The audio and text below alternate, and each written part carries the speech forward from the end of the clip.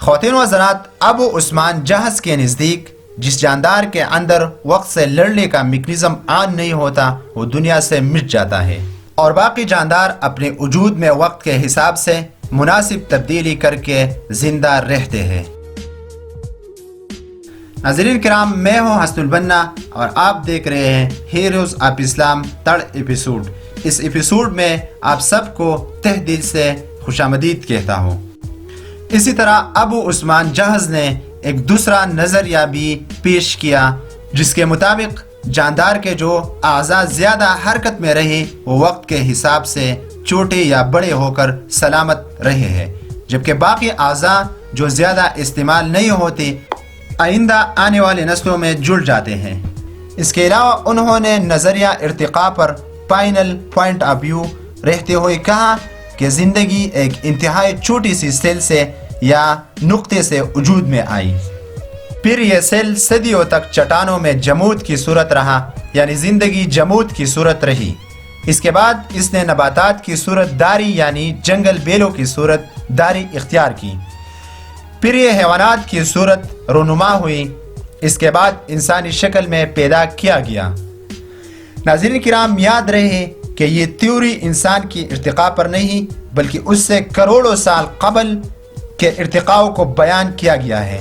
اب Charles Darwin اور ابو عثمان جہاز کی تھیوری میں بنیادی فرق یہ ہے کہ چارلس نے انتقالی وجود پر بات کی ہے، یعنی انسان حیوان سے انسان بنا ہے، جبکہ ابو عثمان جہاز نے انتقالی اجزاء پر بات کیا ہے، یعنی جو ہی زندگی اگلے مرحلے کی طرف بڑھی تو اس میں پہلے مرحلے کے سب اجزاء شامل ہو گئی۔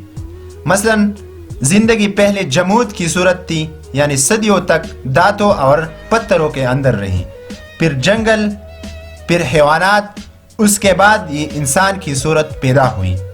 یہی وجہ ہے کہ ایک انسان میں زندگی کے پہلے مرحلے یعنی جمود کے کئی نشانیاں موجود ہیں، یعنی آئرن اور سٹون کے ایلیمنٹس وغیرہ انسان کے اندر پائے جاتے ہیں۔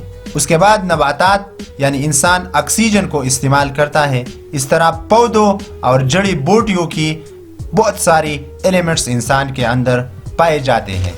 اس کے بعد انسان کے اندر حیوانیت کی نشانیاں، مثلا جانور بھی کھاتے پیتے ہیں اور بچے پیدا کرتے ہیں، اور یہ کام انسان بھی کرتے ہیں۔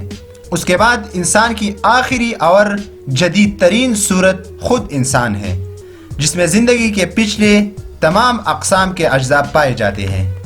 یہ ہے وہ تھیوری آف ایوولوشن جسے مسلمانوں نے پیش کیا۔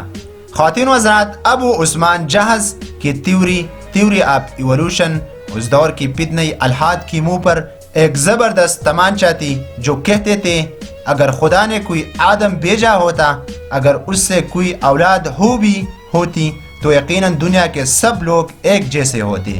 اس کے علاوہ اگر خدا زندگی کا خالق ہے تو اس کی تخلیق کی کوئی واضح تربیت تو ہوگی، اس کا نظام کائنات آخر کیسا چلتا ہے؟ اور مسلمان اس سوال کے لیے یعنی الحاد کی سوال کے لیے خود کو مکمل طور پر تیار کر چکے تھے۔ ناظرین کرام، ہم اگلے ایپیسوڈ میں انشاءاللہ بتائیں گے کہ اس تھیوری کے لیے ابو جہاز کے ساتھ کون سے دلائل تھے جو دنیا کے سامنے پیش کر رہے تھے کہ یہ تھیوری صحیح ہے اور آپ لوگوں کی جو بات ہے وہ غلط ہے۔ لیکن اس کے لیے آپ سب سے ایک چھوٹا سا درخواست ہے کہ ہماری یوٹیوب چینل حسن البنا نیٹ ورک کو سبسکرائب کریں اور جو بیل کا آئیکن ہے اس پر ضرور کلک کریں۔ جزاکم اللہ خیر۔